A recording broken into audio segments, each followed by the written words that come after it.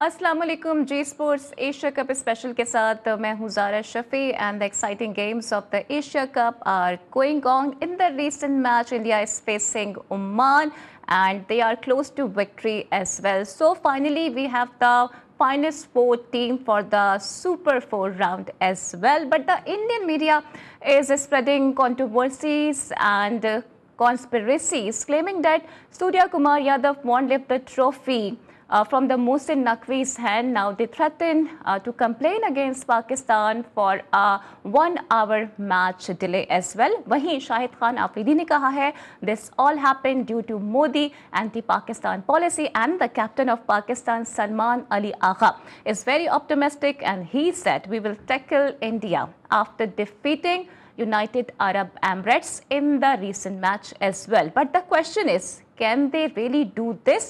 Let's find out this answer in today's show. And today I am joined by senior sports journalist Asghar Azim.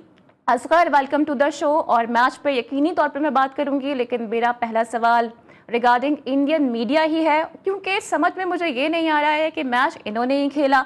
United states को कोई तकलीफ Arab Emirates को नहीं थी, पाकिस्तान ने जो मैच डिले किया, लेकिन उसके बावजूद भी भारतीय मीडिया क्यों हमेशा इंटरफेयर करता है? देखिए, भारतीय मीडिया जो बात कर रहा है ज़ारा, बात यह है कि देखें, थोड़ा सा दूसरा एंगल से भी लें आप। ये ठीक है कि पाकिस्तान को और यूएई के बोर्ड को डिले होने पे कोई एतराज़ नहीं, और दोनों की म्यूचुअल अंडरस्टैंडिंग से 1 घंटा मैच ताख़िर से शुरू हुआ। बट लॉ क्या कहता है, आईसीसी के कवानीन क्या कहते हैं? आईसीसी का जो मैच फॉर्मेट होता है वो पर मिनट सेट होता है कि इतने मिनट में, इतने सेकंड में ये काम होना है। नए बीटर को इतनी देर के अंदर आना है, वरना उसे आउट करार दे दिया जाएगा। ओवर को इस लिमिट टाइम में होना है, वरना जो है उस पर फाइन हो जाएगा। इसी तरीके से तमाम चीज़ें सेट होती हैं, और 20 ओवर इतने टाइम में मुकम्मल होना है। अब सवाल ये पैदा होता है कि क्या आईसीसी को एतमाद में लिया था दोनों बोर्ड ने? अगर 1 घंटे की ताख़िर हो रही थी तो फिर आईसीसी को भी एतमाद में लेना चाहिए था। नहीं लिया तो ये गलती है। अब इसी चीज को इंडियन मीडिया इशू बना रहा है, क्योंकि उसे खेल से तो कोई मतलब है नहीं। वो तो आउटसाइड चीज़ों को उजागर करके उनमें अपनी जो है अपना साइंस उसमें लगा के, तो वही समझते हैं कि वो बहुत बड़ा तुर्रम खान बन गए और उन्होंने बहुत तीर मार लिया। लेकिन मैं समझता हूँ कि इन सब चीज़ों में कोई एक्शन नहीं होने वाला, क्योंकि आईसीसी जो है वो उसके इल्म में था, और जो मामला डिले हुआ था। तो आप ये कह रहे हैं कि आईसीसी तो खुद सपोर्ट कर रहा है बीसीसीआई को? नहीं, सपोर्ट की बात नहीं कर रहा मैं। देखिए, बीसीसीआई या इंडियन मीडिया जो प्रोपेगेंडा कर रहा है, उस प्रोपेगेंडे के अगेंस्ट आईसीसी ने कोई कार्रवाई मेरे हिसाब से नहीं करनी, क्योंकि आईसीसी डायरेक्टली इनडायरेक्टली दोनों बोर्ड से राब्ते में था और इन्वॉल्व था। और मैच रेफरी अगर आके उसने एक्सक्यूज किया तो फिर उसने आईसीसी की मर्जी से ही किया, उनके कहने पर ही वो आया। तीसरी बात, मोहम्मद वसीम आईसीसी के अहदेदार है ना, पाकिस्तान क्रिकेट बोर्ड के अहदेदार तो नहीं है। वो वहाँ मौजूद थे। अगर वीडियो बनाने पे एतराज़ है उस एरिया में, यकीनन आम हालात में मना होता है, लेकिन अगर उस एरिया में वीडियो या तस्वीर बनाई गई हैं तो आईसीसी का एक ऑफिशियल, वह हाई प्रोफाइल ऑफिशियल वहाँ मौजूद था, वो मना करता, वो रोक देता। इट्स मीन कि मैं ही समझता हूँ कि ये सब आईसीसी की अप्रूवल ना सही, लेकिन नीम रजामंदी से ज़रूर हुआ है, और इस पर कोई कार्रवाई नहीं होगी। मेरे ख्याल है इंडियन मीडिया अगर अपने आंसू बहा के सो जाए। बहुत बड़ा असगर क्वेश्चन मार्क है, इसका जवाब मैं आपसे लूंगी, लेकिन मीन टाइम हमें ज्वाइन कर लिया है senior sports journalist Imran Yousafzai ने। Imran, welcome to the show as well. और हम आईसीसी के ऊपर बात कर रहे हैं बिकॉज कोड ऑफ कंडक्ट की वायलेशन की है सूर्या कुमार यादव ने, लेकिन इससे पहले चाहे मोइन अली हो या उस्मान ख्वाजा हो, उन पर तो पेनल्टीज लग जाती हैं, but why not on the Surya Kumar Yadav? देखिए, बड़ी सादा सी बात है ज़ारा, और मैं हैरान हूँ इस बात के ऊपर कि ये तो बड़ी सिंपल सी बात है। इसलिए कि आईसीसी अगर इंटरनेशनल क्रिकेट काउंसिल है, अगर कोई इसको ये समझता है तो मेरे ख्याल से वो बड़ी गलती पर है। इसलिए कि basically ICC Indian cricket council है, वो जो चाहेगा बीसीसीआई वही होगा आईसीसी के प्लेटफॉर्म से। और फिर सबसे बड़ी बात यह है कि अगर एंडी पैरक्राफ्ट की माजरत की वीडियो के ऊपर आपको इतना इतराज था, तो आपको उसी वक्त, जैसे असगर भाई कह रहे, आपको मना कर देना चाहिए था। आपके अपने नुमाइंदे मौजूद थे, अगर उन्होंने मना नहीं किया तो फिर उसके बाद मेरे ख्याल से उस वीडियो के रिलीज होने के ऊपर इतना जो है वो मसला भी नहीं करना चाहिए। फिर दूसरी बात ये है, देखें, इंडियन मीडिया का सारा सबसे बड़ा मसला ये है कि जैसे अजहर भाई ने कहा कि उनको क्रिकेट से तो कोई सरोकार नहीं है, उनको इस बात से भी कोई सरोकार नहीं है कि इस मैच को लेकर या इस खेल को लेकर दोनों मुल्कों के ताल्लुकात बेहतर होते हैं या खराब होते हैं। उनको सिर्फ इस चीज से मतलब है कि उनको एक चटपटी खबर मिले, उनको एक चटखारेदार खबर मिले, उस खबर को लेके वो अपने हाँ। मीडिया के ऊपर चीखते रहे, वो जो फिल्मी अंदाज है उनका उसके ऊपर चीखते रहे। बाकी उससे क्रिकेट को कितना नुकसान होता है, उससे क्रिकेट की स्पिरिट को कितना नुकसान होता है। देखिए, हाँ। एक मुझे सिंपल सी बात ये समझ नहीं आती कि एक मैच रेफरी जिसका अच्छा कोई इमरान, ऐसा अगर खबर नहीं भी मिलती है ना, तो वो नहीं है कि डिसइंफॉर्मेशन दोनों फैलाने में तो आपको कप्तानों के पता है कि बाकायदा माहिर तौर है। पर इमरान, मैं ये कह रही हूँ कि अगर खबर उन्हें नहीं मिलती है तो डिसइंफॉर्मेशन फैलाने में तो वो माहिर है, उनका कोई सानी भी नहीं है। जी, जी, बिल्कुल। देखिए, खबर उनको उनको खबर के मसाले से मतलब है, उनको खबर से भी मतलब नहीं है, उनको असल खबर से भी मतलब नहीं है।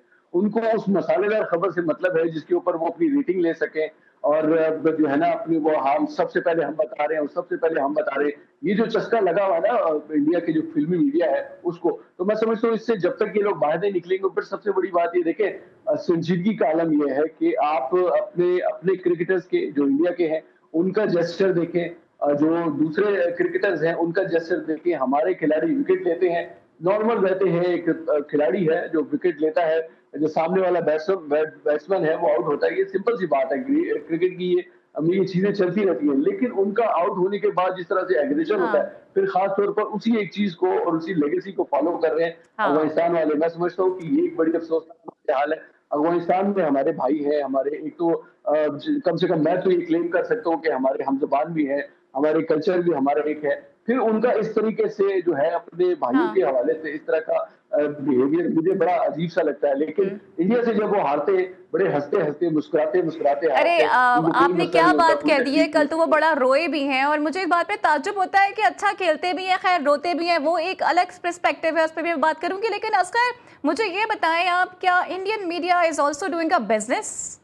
देखिए, इंडियन मीडिया अपने चक्कर में भारत के पूरे स्पोर्ट्स कम्युनिटी को और पूरे स्पोर्ट्स को उसने दांव पे लगा दिया।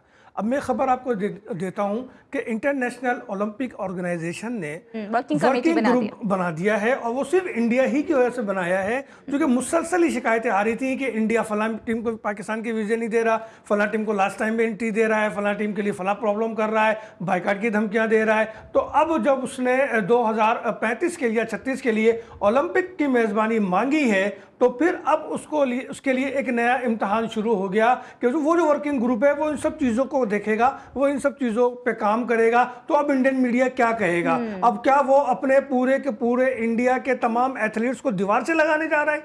वो कर क्या रहा है? मेरे तो हिसाब से मोदी सरकार को होश के नाखून लेने चाहिए और अपनी मीडिया के लिए कोई जो है ज़ाब्ता अखलाक बनाना चाहिए, जो खेल को खेल रखे, ख्वाहिशात को खबरें ना बनाए बल्कि खबर के तहत चले। हाँ इमरान, मैं यहीं से कंटिन्यू करना चाहूँगी आपके साथ भी कि हम तो यही बात कर रही हैं कि Indian media has gone nuts और बिल्कुल आउट ऑफ कंट्रोल हो गए हैं, क्योंकि ज़ाब्ते अखलाक तो वहाँ पर मैटर ही नहीं कर रहा होता है। आप कैसे इस सारे मामले को देख रहे हैं, क्योंकि आईसीसी का अपना भी जो रोल है बड़ा कंट्रोवर्शियल रहा है। फिर असगर भी ये कह रही हैं कि ओलंपिक्स ने भी अब वर्किंग कमेटी बना दी है, तो यकीनन ये भारत के लिए बहुत बड़ा ब्लो है। बिल्कुल है। देखिए, सबसे बड़ा ब्लो तो मेरे ख्याल से उनके लिए ये भी है कि एशिया कप के मेजबान होने के बावजूद उनके मुल्क में ये इतना बड़ा इवेंट नहीं हो रहा। 2027 का जो T20 वर्ल्ड कप है उसके भी पाकिस्तान के मैचेस उनके मुल्क में नहीं होंगे। देखिए, ये सारी वो चीजें हैं कि इस चीज के ऊपर ये अजहर भाई बिल्कुल ठीक कह रहे हैं कि मोदी सरकार को होश के नाखून लेना चाहिए। सियासत को आप क्रिकेट से या खेल के मामला से दूर रखें। खेल के अपने मामलात है, खेल की अपनी एक सियासत है, लेकिन वो इस किस्म की सियासत नहीं है। कम से कम डर्टी पॉलिटिक्स तो बिल्कुल भी नहीं है कि आप किसी को जो है वीजे नहीं दे रहे हैं, किसी को लास्ट टाइम में एंट्री दे रहे हैं, किसी को जो है वो बाइकाट की धमकी दे रहे हैं। आप जिसको दिल चाहता है। फिर सबसे बड़ी बात है कि इस रीजन में आपके ताल्लुकात अच्छे किससे हैं? बांग्लादेश से आपके ताल्लुकात ठीक नहीं है, श्रीलंका से आपके ताल्लुकात ठीक नहीं है, पाकिस्तान से आपके ताल्लुकात ठीक नहीं है। तो मुझे तो ये समझ नहीं आती कि फिर आप खेलेंगे किसके साथ। ये एक बहुत बड़ी बात है कि 2035-36 में अगर वो ओलंपिक्स की मेजबानी मांग रहे हैं तो फिर उसमें तो इनको बहुत बड़ा दिल करना पड़ेगा। इन सारी चीजों को लेकर, इन सारी चीजों को देखकर, देखिए स्पोर्ट्समैन स्पिरिट एक बहुत बड़ी चीज है, वो बहुत सारी चीजों से बालतर है। लेकिन उस सारी चीजों के बावजूद और उन सारे मामलात के बावजूद अगर उनकी हरदर्मी भी यही रहती है, उनका रवैया भी यही रहता है, वो अपनी मर्जी से जब दिल चाहेगा खेलेंगे, जब उनका दिल चाहेगा नहीं खेलेंगे। अभी ये कल जो हमारा मैच है इंडिया पाकिस्तान का 21 सितंबर को, उसके हवाले से जो सुपर 4 का परसों जो हमारा मैच है उसके बारे में भी इंडियन मीडिया के ऊपर अगर आप देखें तो खबरें गर्दिश कर रही है कि पाकिस्तान के साथ इंडिया को नहीं खेलना चाहिए। ये एक नया शोशा उन्होंने छोड़ दिया है कि जी इस मैच का उनको बैकआउट करना चाहिए। तो आप अगर मुझे बताएं कि कल को इसी एशिया कप का फाइनल हो गया तो फिर बैकआउट करेंगे, फिर ये ट्रॉफी हमें अच्छा, बाइकॉट की बात करते हैं, लेकिन रवि शास्त्री की एक पिक्चर बड़ी वायरल हुई है जो वसीम अकरम के साथ काफी खुशगवार मूड में नजर आ रही हैं, उनके साथ कंपेयरिंग भी कर रही हैं। लेकिन रवि शास्त्री थे जो कि सूर्या कुमार के करीब गए और माइक उनके करीब किया और बाकायदा कहा उनसे कि क्या आप कुछ कहना चाहते हैं। लेकिन सूर्या कुमार भी अब इंडियन मीडिया की लेगेसी को कंटिन्यू करते हुए नजर आ रहे हैं। मौसूफ क्या कह रहे हैं इस पर भी हम बात करेंगे, but right after this break.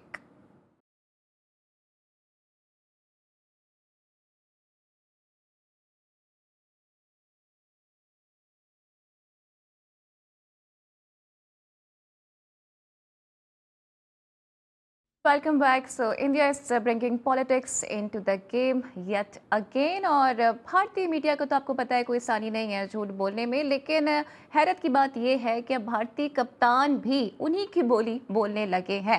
Asghar Surya कह रहे हैं कि अगर मोहसिन नकवी साहब वहां मौजूद हुए और भारत जीत जाता है तो उनके हाथ से हम ट्रॉफी नहीं लेंगे। क्या ये तय हो गया है कि इंडिया ही जीत रहा है?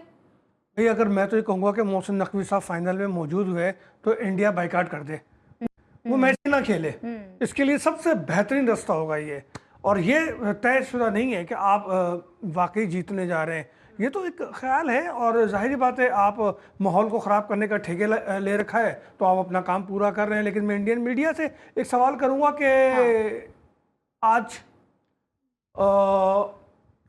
बीच नेटबॉल कॉमनवेल्थ गेम में इंडिया और पाकिस्तान की टीमें आमने सामने थी, दोनों खिलाड़ियों ने हाथ भी मिलाया, शेक हैंड भी किया, एक दूसरे से सेलेक्ट भी हुए। और अब 22 तारीख को अंडर 17 सॉफ्ट बॉल चैंपियनशिप में इंडिया और पाकिस्तान आमने सामने होंगे। वहां भी ये कुछ होगा। तुम्हें सांप सूंघ गया, क्या हुआ भाई? अब क्यों नहीं बोल रहे हो? अब बोलती बंद हो गई तुम्हारी?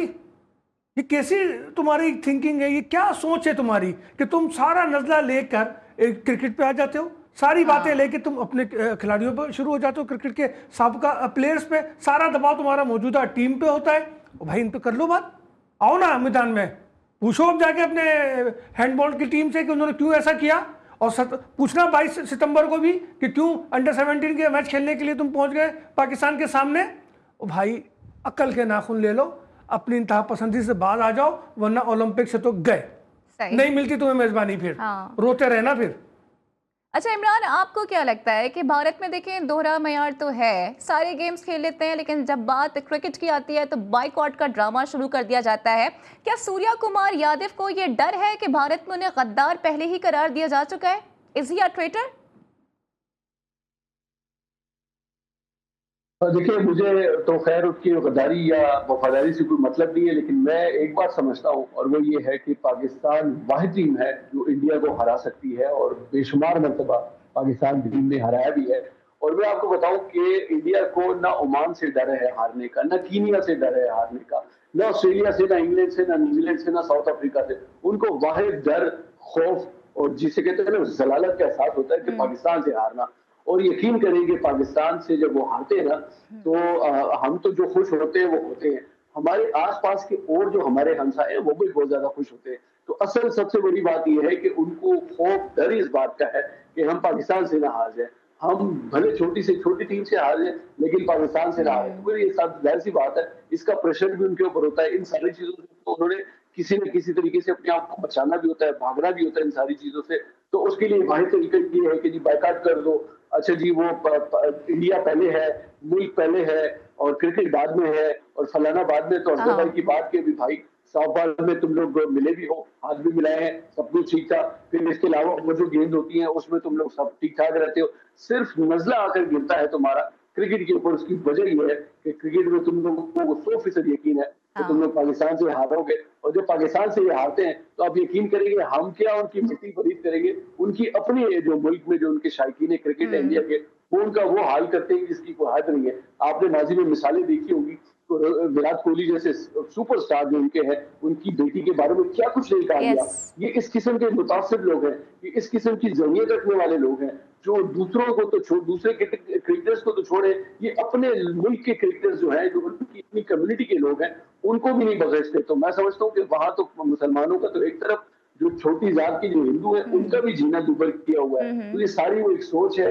आरएसएस की, मोदी सरकार की वो एक सोच है, वही जरिए जो है वो लोगों के अंदर भर रहे हैं, और वही जरियत मीडिया के जरिए जो है वो फीड करने की कोशिश करें। तो मैं समझता हूँ सारी चीजों का कोई रिजल्ट नहीं निकलेगा इन द एंड। अगर मोहसिन नकवी साहब से आपने ट्रॉफी नहीं लेनी है तो बड़ी अच्छी बात है, मैं बिल्कुल अजहर भाई की बात से इत्तेफाक करता हूँ, आप बाइकाट कर दें। आपने लेजेंड्स क्रिकेट लीग में भी जो है बाइकाट किया पाकिस्तान के साथ मैच का, इसमें लेकिन भी लेजेंड्स बाइकाट लीग करें में तो तो इतने ट्रॉफी हमें पैसे दे दें, नहीं मिल रहे और थे सुख ना, सुकून एशिया से कप हम में भी तो घर ठीक ठाक जाएंगे, पैसे ट्रॉफी मिलेंगे। ले आएंगे और आप लोग भी जाएं। इमरान, लेजेंड्स लीग में पैसे नहीं मिल रहे थे, लेकिन एशिया कप में तो पैसे मिलेंगे ना। यहाँ पैसों का मामला है तो बॉयकॉट तो कर नहीं सकते। तो बस ये सारी बात है ना, असल असल कहानी और असल बात यही है, पैसों का सारा मामला है। और जिसे जिसे कहते हैं ना कि लक्ष्मी के पुजारी हैं ये, और उसके बगैर तो इनका वैसे भी गुजारा नहीं होता। और फिर सबसे बात मैं आपको बताऊं कि जब पैसे यहाँ पर इन्वॉल्व है ना, फिर ये मोहसिन नकवी से भी साहब से भी लेंगे, ट्रॉफी लेंगे, और जिस किसी का इन्होंने बाइकाट करना है उन सब के साथ ये हाथ भी मिलाएंगे, गले भी मिलेंगे, ट्रॉफी भी लेंगे। और जाहिर सी बात है पैसे इसमें इन्वॉल्व है। फिर सबसे बड़ी बात यह है कि देखिए हर इवेंट का एक कुछ रूल्स रेगुलेशन होते हैं, कुछ उसके कवायद जवाबित होते हैं, कुछ उसके अपने जो है वो इखलाकियात के दायरे होते हैं। अब आप एक एशियन क्रिकेट काउंसिल के प्लेटफॉर्म से खेलने वाले इवेंट में अगर आप जीतने के बाद, अव्वल तो मुझे सबसे पहले तो एतराज इस बात का है कि उन्होंने अपने आप को वैसे ही जीता हुआ समझ लिया है। और भाई भी अभी अभी बहुत सारा टाइम बाकी है। अभी जिसे कहते हैं एग्जाम जो है ये होटल तक आने में भी बड़ी रुकावटें हैं, भी बड़े मसले मसाइल हैं। अभी आपने श्रीलंका से लड़ना है, अभी आपने बांग्लादेश से लड़ना है, अभी आपने पाकिस्तान से लड़ना है। तो इतना आसान नहीं है कि आप एशिया का कब तक फाइनल खेल भी रहे हैं और जीत भी रहे हैं, और फिर उसके बाद आप जब जीत लेंगे तो फिर देखेंगे। फिलहाल तो इम्कान ये भी है कि पाकिस्तान जीत सकता है, बिल्कुल जीतेगा इंशाल्लाह अजीज, इसलिए कि पाकिस्तान के पास अच्छी टीम है, तगड़ी टीम है। और हम हमेशा हर सूरत में चाहे जितना भी बुरा खेले, लेकिन हम इन द एंड अपने पाकिस्तान टीम को, अपने खिलाड़ियों को, अपने स्टार्स को सपोर्ट करेंगे, हर सूरत में करेंगे। और जाहिर सी बात है कि उनको सपोर्ट करने के बगैर हमारे पास क्या चारा है। बिल्कुल हम सपोर्ट तो करेंगे, but they also need to play better cricket, क्योंकि हम अच्छी क्रिकेट नहीं खेल रहे हैं। असगर, लेकिन क्या भारतीयों को वाकई में यही डर है कि क्रिकेट के मैदान में वही ना हो जाए जो कि मार के हक में हुआ? देखिए, मार्का हक में जो हुआ सो हुआ, और जाहिर है उसकी वजह से जो ग्लोबल पॉलिटिक्स है वो चेंज हो रही है। और आप देख रहे हैं कि पाकिस्तान जो है दुनिया में अब एक हुक्मरान की शक्ल में सामने आ रहा है। और जो गुज़िश्ता रोज़ एग्रीमेंट हुआ पाकिस्तान का और सऊदी अरब का, तो मैं देखिए ये सिर्फ पाकिस्तान सऊदी अरब नहीं बल्कि ये इस्लामी ब्लॉक का एक बहुत बड़ा मसला हल हुआ है, और इसमें तुर्की भी शामिल है। और मुझे लगता है कि फ्यूचर में जाके इसमें जो है कतर भी आ सकता है, इसमें इंडोनेशिया और मलेशिया भी आ सकता है, और फिर यूएई भी इसका पार्ट हो सकता है। तो मेरा कहने का मकसद ये है कि एक मार्का हक से पाकिस्तान को इतनी कुव्वत, इतनी ताकत मिली है कि इंडिया को मोशन लगे हुए हैं। अब वो परेशान है कि वो करे तो करे क्या। और यही वजह है कि वो जो है इस तरह से उल्टी सीधी हरकतें करके लोगों के जहन को बहका रहा है और चीज़ों को डाइवर्ट कर रहा है इशू को, ताकि इस तरफ जहन ना जाए, इस तरफ चीज़ें जो है वो फोकस ना हो। लेकिन जो होना है वो बिल्कुल हो रहा है। अब आपका जो ट्रम्प ने हाल किया है वो भी है। ज्यादा बौखला गए हैं कि ये सिग्नलिंग दी जा रही है कि अगर 21 को भारत दोबारा पाकिस्तान को हरा देता है तो हम वही करेंगे जो हमने प्रीवियस मैच में किया है। लेकिन पाकिस्तानी कैप्टन हैं सलमान अली आका, वो बहुत ज़्यादा ऑप्टिमिस्टिक हैं, वो भारत को चैलेंज भी कर रहे हैं, ये भी कह रहे हैं कि we will tackle India this time for sure. उन्होंने मजीद और क्या कहा है इस पर हम डिस्कशन करेंगे, but right after this break.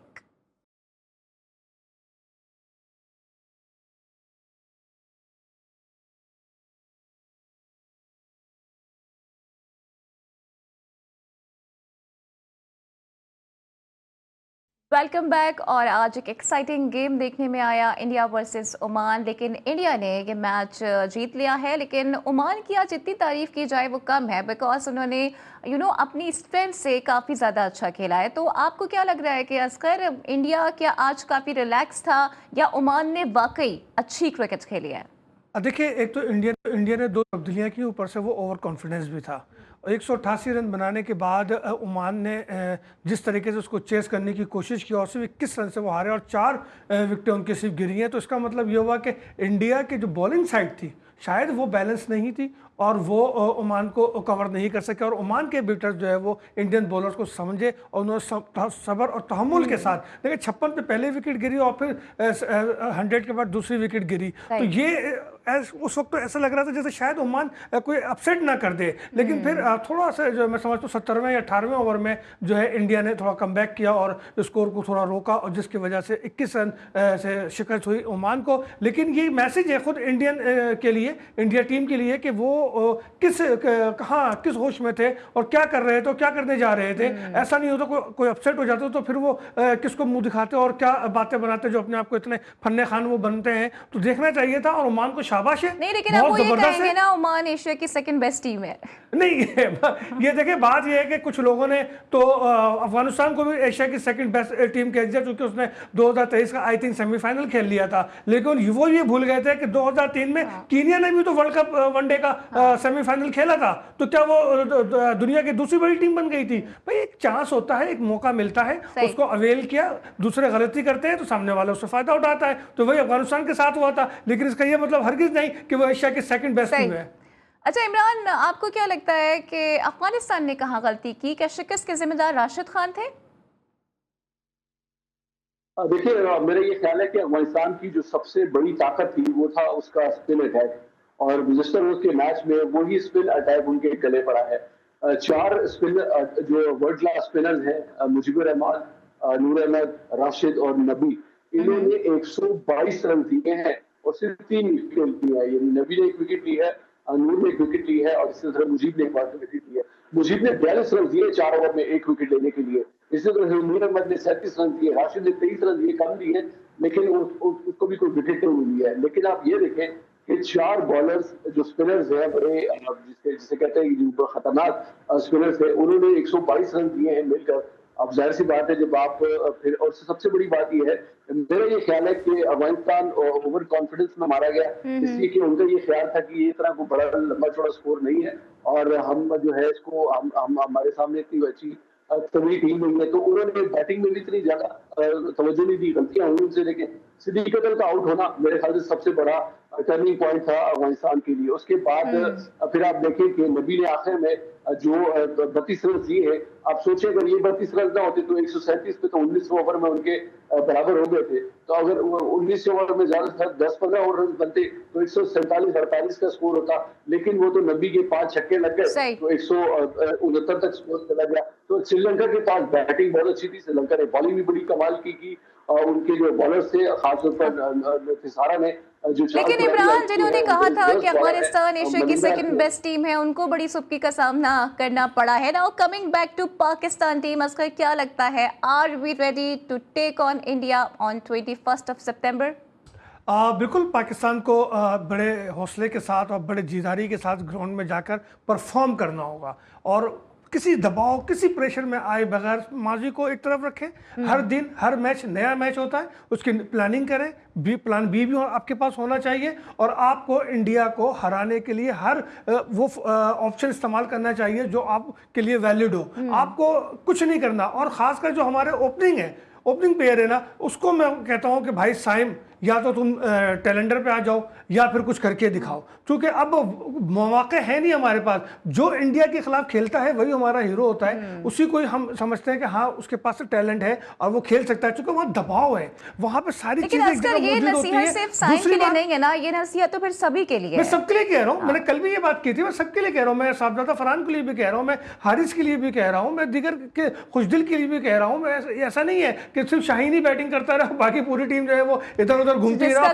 कप्तान बॉलिंग करना है वो बैटिंग कर रहा है, जिसका काम बैटिंग करना है वो बॉलिंग कर रहा है। कप्तान को देखो ना यार कि वो कर क्या रहा है, उसने अब तक क्या परफॉर्मेंस दी है। तो कप्तान की जिम्मेदारी बनती है कि फ्रंट पे आके खुद भी खेले और अपने साथियों से भी परफॉर्मेंस ले। दूसरी जानिब जो है पीसीबी ने जो मेरे जराए बताते हैं कि वो आईसीसी को भी मैसेज कन्वे कर दिया है 21 सितंबर के लिए कि भाई जो करना है पहले से तय कर लो। अगर इंडिया ने कोई ड्रामा करना है तो पहले से बता दो, मैच रेफरी को भी उसकी हदूद उसका क्राइटेरिया बता दो कि उससे क्या उसका काम है क्या नहीं है। कोई ना खुशगवार वाकया पीसीबी ने कहा कि हम नहीं चाहते, हम खेल के मैदान को खेल का मैदान रखना चाहते हैं, हमें कोई शौक नहीं है इंडिया से हाथ मिलाने का या इंडिया को मुंह लगाने का। जो भी मामला है वो खेल के दायरे में रहते हुए, लॉ और के में रहते हुए हो तो वही बेहतर है। ठीक है। इमरान, फॉर्मर पाकिस्तानी क्रिकेटर है अतीकुज़्ज़मा साहब, वो भी यही कह रही हैं कि Saim should bat on number 3। What is your stance? बिल्कुल करना चाहिए जी, उनको चांस देना चाहिए। आपने बाबर आजम जैसे बड़े स्टार प्लेयर को उठाकर तीसरे नंबर पर डाल दिया था। साइम पे भी ट्राई करें। सबसे बड़ा मसला ये है कि जो रोल आपका डिफाइन है, जिस रोल के लिए आपको इस टीम में रखा गया है, आपको उसके ऊपर तवज्जो देने की जरूरत है। साइम ने पिछले एशिया कप के 3 मैचों में 6 विकेट लिए, कोई स्कोर नहीं बनाया। शाहिन अफरीदी ने 3 मैचेस में 64 रन किए हैं, 3 विकेट हासिल की है। तो जिसका आपने जैसे बात की कि जिसका काम बैटिंग है वो बॉलिंग कर रहा है, जिसका काम बॉलिंग है वो बैटिंग कर रहा है। कप्तान साहब ना बॉलिंग कर रहे हैं ना बैटिंग कर रहे हैं। हमें समझ में नहीं आ रहा कि एंकर जो है वो बैटिंग कहाँ पर होगी, इसलिए कि फखर जमान हर दफा चल जाएगा, ये इसकी भी गारंटी नहीं दी जा सकती। पर बिल्कुल इस बात से मैं एग्री करता हूँ कि ये बात सबके ऊपर लागू होती है, न सिर्फ साइम के ऊपर बल्कि फखर जमान, साहिबजादा फरहान, हारिस ने इस पिछले ट्रांजिशन में मायूस किया। इस एशिया कप में भी उनकी कोई ऐसी खास परफॉर्मेंस नहीं है। एक अगलौते मैच में शायद इसको फाइनेशियल और एशिया कप के अगलौते मैच में मौका मिला खुशदिल को, उसने भी अपने आप को परफॉर्म नहीं किया। देखिए ये बात मैं 100% इमरान, मैं तो कहता हूँ कि कल के मैच में हारिस को ड्रॉप करके सुफियान को इन ना करें और साहिबजादा फरहान से कीपिंग करा लें, हारिस को ड्रॉप कर दें, सुफियान को वापस ले आए, क्योंकि वो हमें एक स्पिनर की वैसे भी कमी नजर आ रही थी। तो क्यों ऐसा कप्तान को करना चाहिए। लेकिन फरहान ने पीएसएल में एक दफा कीपिंग की थी, वी ऑल रिमेंबर कि उसके बाद उनकी परफॉर्मेंस का क्या हाल हुआ भाई था? एक मैच में कितने बॉल होंगी? 120 हाँ, इतनी होगी ना। 120 में से 120 नहीं कर पाते हैं। 120 में से 20 गेंदें तो आएंगी उसके पास, तो क्या 20 गेंदों में थक जाएगा? क्या होगा? तो मैं स्पिनर की जगह खाली है। सही। टीम को मजबूत करने के लिए हमें देखें, बहादुर कप्तान वो होता है जो रिस्क लेता है, जो अपने कंधों पे, अपने फैसलों पे एतमाद करता है। कंक्लूडिंग पॉइंट बस मैं जाते जाते ऐड करना चाहूंगी रमीज राजा साहब ने सार्केस्टली ये कहा है साइम के लिए कि बड़ी अजमत की तरफ वो बढ़ रहे हैं और जितने अंडे उन्होंने जमा कर लिया ना, इसका ऑमलेट तो वो बना लेंगे। खैर, this is all from here now. Asghar Azeem और इमरान यूसुफजई हमारे साथ मौजूद थे। Thank you very much for your time. कल होती है मुलाकात, same time same place. Till then take care. अल्लाह हाफिज।